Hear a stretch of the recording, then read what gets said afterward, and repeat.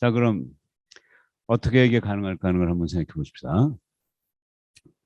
순서는 뭐 들어가면서 좀 얘기 좀 한 다음에 이 결국은 대학을 어떻게 평가하느냐 하는 그 방법이 중요해서 그동안 여러 그 나라의 여러 기관에서 이 평가하는 모델을 가지고 있는데 그에 대한 검토를 좀 해보고요.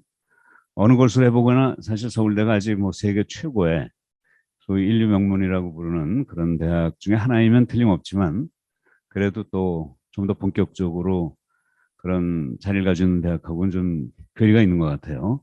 그래서 그 괴리를 어떻게 메꾸느냐 하는 게 중요하지만 어느 면에서 괴리가 있느냐를 아는 게 중요하겠죠. 그래서 그걸 좀 얘기하고 그 괴리를 메우는 방법이 결국 정책 대안이고요.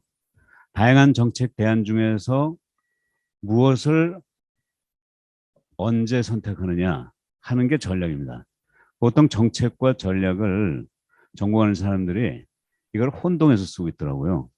영어로 policy, 그런 strategy 이 두 개를 혼동해서 쓰고 있는데 엄밀한 차이가 있습니다. 이 두 개 사이에는. 정책과 전략은 다른 거예요. 근데 자꾸 오해를 하다 보니까 최근에 그 윤 대통령의 그 청와대 이전만 해도 정책과 전략을 구별하지 못하니까 이런 혼동이 좀 일어나는데 이걸 엄밀하게 얘기하면은 그런 혼란이라든가 쓸데없는 비판이라든가 이런 게 사라지지 않을까 하는 생각이 들고요. 서울대도 마찬가지입니다. 여러 가지 정책 대안이 있는데 그 중에서 어떤 전략을 쓸 거냐 하는 걸 얘기해야 되는데 참고삼아 말씀드리면 여러분 이건 뭐 어떤 이념이나 당파를 초월한 얘기입니다. 그러니까 혹시 제가 어느 파를 든다 이런 얘기 하시면 안 됩니다. 저 청와대 이전에 대해서 어떻게 생각하셨어요, 여러분? 찬성했습니까? 반대했습니까? 언젠가 이루어져야 될 일인데. 그렇죠. 예, 그런데 시기적으로 지금 시기적으로 언제 할 거냐, 예. 또 얼마의 예산을 들여서 할 거냐, 이게 사실 과제인 거죠. 네. 근데 정책 대안은 뭐냐면요. 그건 뭐 지난번 선거에서 어느 쪽이나 마찬가지로 정책 대안을 한 10개쯤 큰 과제를 내고 그다음에 한 100개, 200개 정도의 아주 세부 공약을 내죠. 쭉 그런 거 보잖아요. 그런 걸 가지고 정책 대안이라고 합니다. 정책 대안은 실무자들이 만드는 거예요. 그래가지고 정책 대안을 가지고 이제 선거를 합니다. 그럼 거기에 관련 있는 사람들이 다 찬반을 얘기하게 돼 있어요. 그 다음엔 이제 그 정책 대안을 가지고 사실 그 정책 대안 200개 정도 되는 거를 5년 안에 대통령이 다 끝낼 수 있어하고 믿는 사람이 있을까요? 우리나라에?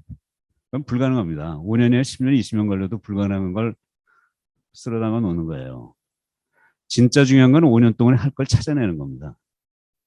그러니까 찾아내려면 그 중에서 중요한 게 있고 덜 중요한 게 있잖아요. 또 시급한 게 있고 덜 시급한 게 있지 않습니까? 그거는 누구의 판단일까요?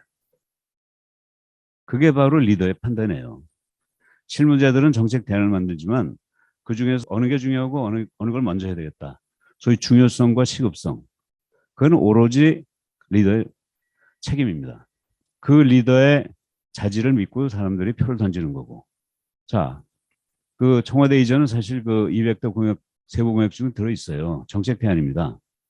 그 이전에 저 대통령 공약에도 있었고 그 이전에도 아마 있었을지 몰라요. 가다 이렇게 연년서에서 나오는 정책인데 그중에 내가 할 거냐 말 거냐, 언제 할 거냐, 얼마나 예산을 들여서 할 거냐, 그거는 자기가 책임해야 하는 거예요. 근데 이번 대통령은 그 이전 대통령에 비해서 여기에 대해서 우선순위를 둔 것 같아요. 딴 거보다 이걸 먼저 하겠다. 그리고 예산은 뭐 1조 얘기도 있고 1200억도 있지만 그렇게 큰 예산을 들여서 할 건 아닌 것 같다. 최소한의 예산으로 빨리 하자.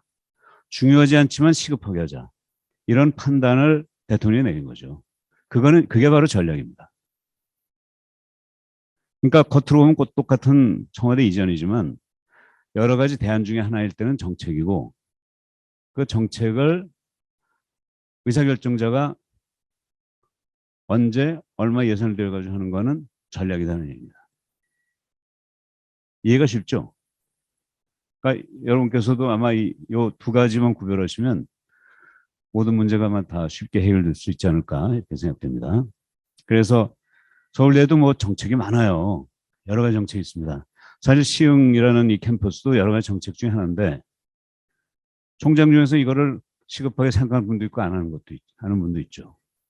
그러니까 그건 그분의 판단인데 이게 중요하다고 생각하는 분은 그걸 중요하게 판단해서 여기에 많은 예산과 인력과 그런 재원을 들어가지고 빨리 하겠다는 사람을 뽑는 게 그 선거 과정이죠.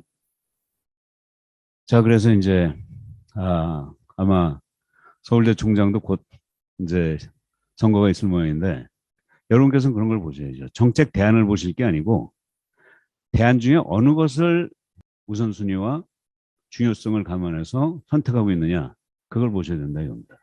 그 약속을 받아내야지 여러 정책 대안 중에 하나로 받아들인 건 누구든지 할 수 있는 거예요. 그래서 중요성, 시급성 그리고 이제 마지막에서 그런 저도 서울대도 앞으로 정말 세계 인류 명문대학이 되려면 여러 가지 정책 대안 중에서 어떤 것에 집중을 하고 어떤 것에 우선순위를 둘지를 판단해야 된다 이겁니다. 그리고 그걸 집행해야 된다 이겁니다. 그게 오늘 제가 얘기하려는 큰 틀이 되겠습니다. 자, 이 주제가 세계 인류 명문대학은 어떤 특징을 지니며 SNU의 현 주소는 어딘가. 이 제목을 보고 제가 사실 상당히 고민을 했어요. 굉장히 중요한 제목은 맞는데 이 출발점이 잡히지 않더라고요. 왜냐하면 세계 인류 명문대학이라는 거를 도대체 제가 그걸 판단할 자격이 있을까? 그럼 누가 할까? 세계 인류 명문대학이라고 해도 여러 가지 인류 명문대학이 있잖아요. 그 기준에 따라서 뭐 100가지의 기준이 있을 수 있는데 그걸 누가 할 건가? 그건 저는 아닌 것 같은데. 그럼 누가 할 건가? 보니까 서울대에서 이미 우리 오 교수님이 저한테 보내주신 자료에 서울대 그 미래 비전이라는 게 있더라고요. 최근에 3천여 명의 구성원들이 모여가지고 한 게 있으니까 그걸 가지고 해야 되겠다. 그래서 서울대 이해관계자가 원하는 이런 걸 추가하니까 그다음부터 이제 좀 술술 풀리기 시작했는데 이게 사흘 전이었어요. 그래서 이틀 동안 작업을 하게 됐습니다. 서울대가 원하는 게 도대체 뭐냐? 그렇다면 그것이 가진 특징을 쉽게 찾아낼 수 있고 그걸 기준에서 서울대가 어느 정도 수준에 있는가는 또 파악할 수 있죠. 그러나 그것만 가지고는 안 되니까 거기다가 이제 앞에 그 선도대학이 되기 위한 그러니까 서울대가 찾아낸 그 미래 비전이 창의와 융합으로 미래를 개척하는 세계 선도대학 이거거든요. 그러니까 이걸 이제 되게 만들어야 할 거 아니에요. 그게 이제 마지막 부분. 그래서 좀 하고자 하는 겁니다. 자, 그래서 이게 이제 3,716명이 참여했다고 그래요. 물론 참여를 가지고 또 많은 사람들이 가다듬었겠습니다만 창의와 융합으로 미래를 개척하는 세계 선도대학을 평가하는 세계 대학 평가 모델이 있을까요? 없을까요? 없겠죠. 평가 모델은 많은데 그 모델은 제각기 다른 모델들이거든요. 그래서 우리한테 딱 맞는 모델이 사실 없어요. 그래서 가장 근사한 비슷한 걸 찾아내는 건 좀 필요하죠. 그래서 제가 그 기준에 맞춰서 한 5가지, 6가지 질문을 한번 해봤어요. 육하 원칙에 따라서.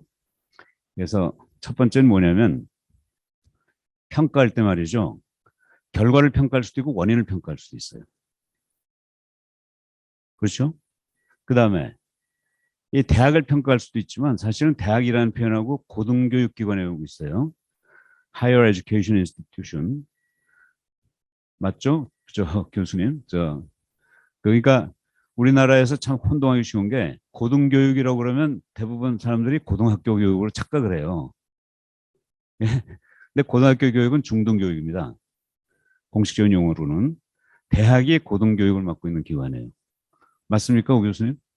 예, 맞죠. 전 그 교육학을 전공을 안 해서 전문가한테 확인을 좀 해야 됩니다. 그래서 많은 사람들이 이걸 오해하고 있더라고요. 근데 문제는 대학하고 고등교육기관이 달라요. 대학은 정부에서 정한 대학이고 고등교육기관은 고등학교 3학년을 졸업한 학생들이 가는 데예요. 근데 그 학생 중에 대학이 아닌 곳도 갑니다. 대학이 아닌 곳에 가는 학생들은 그건 길을 잘못 들은 바본가요? 아니겠죠.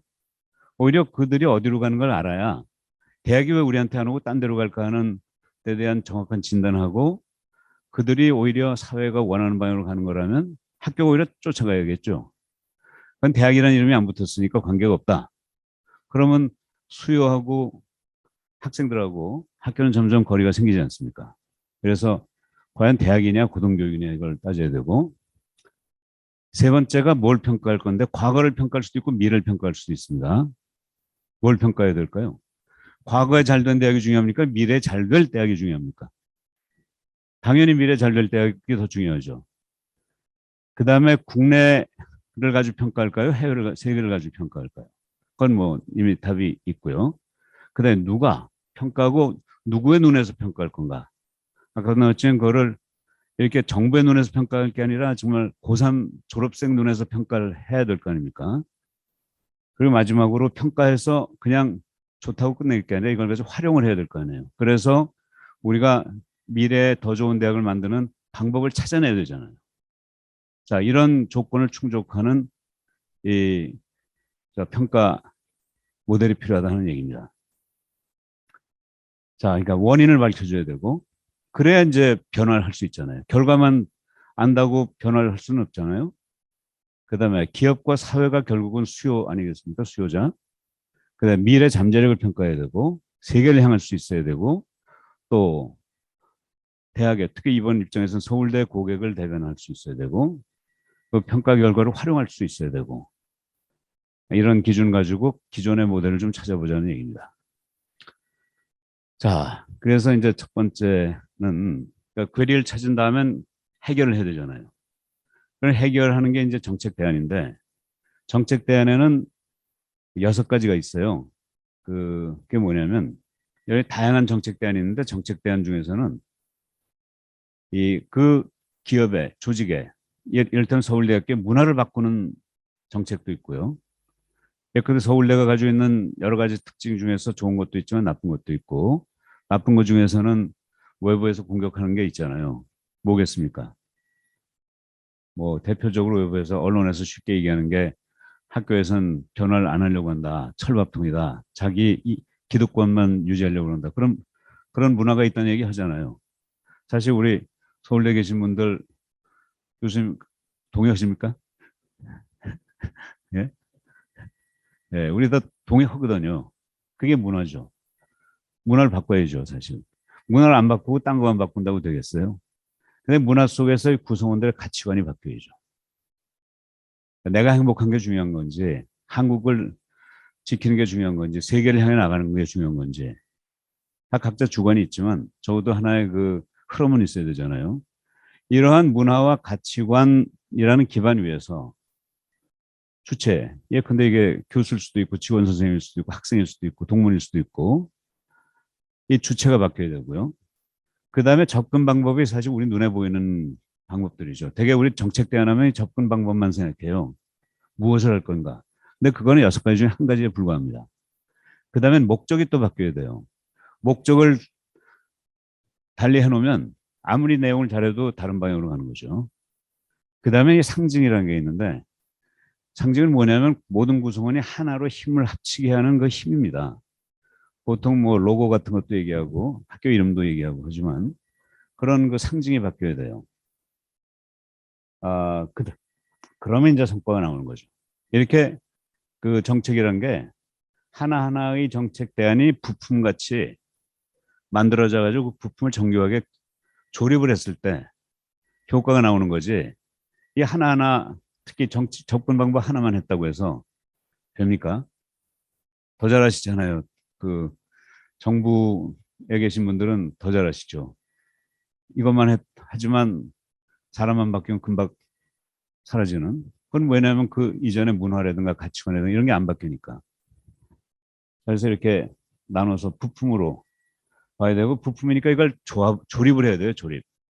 조립이라는 건 먼저 부품을 만들어야 돼요. 그게 조합이죠. 그 다음에 그거를 조립을 해야 돼요. 그게 이제 순열입니다. 그러니까 이 조합과 순열이 바로 뭔가 이렇게 만들어내는 과정입니다. 그 다음에 이제 두 번째 모델은 뭐냐면 아까 중요성, 시급성을 얘기했는데 아까 정책과 전략의 차이가 뭐라고 그랬죠? 정책 대안은 많은데 그 정책 대안을 이런 중요성과 시급성에 따라서 여러분 그런 질문 많이 하시고 듣잖아요. 중요한 거하고 시급성이 부딪히면 뭐부터 할 거냐? 정답이 없죠. 없습니까? 있습니까? 중요한 거하고 시급한 게 2개 있으면 뭐부터 하시겠어요? 저 마지막에 있는 선생님 뭐라고 답변하실래요? 시급한 건 먼저 해야죠. 맞습니다. 시급한 걸 먼저 해야 돼요. 근데 중요한 게 있어요. 그런 얘기를 하시는 분이 있어요. 근데 예컨대 지금 뭐 아기가 우는데 지금 저쪽에 불이 나고 있어요. 뭐부터 하시겠습니까? 아기가 더 중요하지만 불부터 꺼야 될 거 아니에요. 안 그래요? 자, 그 비행기에서 긴급 사태가 났을 때 저 마스크가 떨어지잖아요. 그러면 나부터 합니까? 아기부터 합니까? 내가 중요합니까? 우리 아기가 중요합니까? 아기가 중요하죠. 그렇다고 아기부터 먼저 합니까? 아닙니다. 반드시 자기가 먼저 해야 돼요. 자기가 먼저 하고 그다음에 아기를 씌워줘야 돼요. 중요한 건 아기지만 시급한 건 자기예요. 근데 왜 그럼 어떻게 할 거냐? 시급한 걸 먼저 하는 건 맞는데 대부분의 사람들이 시급한데 너무 많은 시간을 써버리는 거예요. 그래서 정작 시급한 걸 끝내고 나면 중요한 걸 할 시간이 없어져요. 그러니까 시급한 건 빨리 끝내고 시간의 대부분은 중요한 데 써라. 이렇게 해야 이게 정답입니다. 바로 이 그림이에요. 시급한 걸 먼저 하되 돈이나 시간이나 노력이나 이런 거는 중요한 거에다 써라. 이렇게 나눠서 생각해야 된다 이거죠. 자, 이렇게 하면은 예컨대 뭐 대통령은 5년, 총장은 4년 동안에 정말 해야 될 일을 순서에 맞게 할 수 있다는 얘기입니다. 이 표는 뭐 꼭 그렇게 리더뿐이 아니라 우리가 개인적으로 하루 생활을 할 때도 충분히 쓸 수 있는 표가 될 것 같습니다. 자, 그다음 이제 이 모델이 하나 더 있는데 이건 좀 나중에 설명드리겠습니다.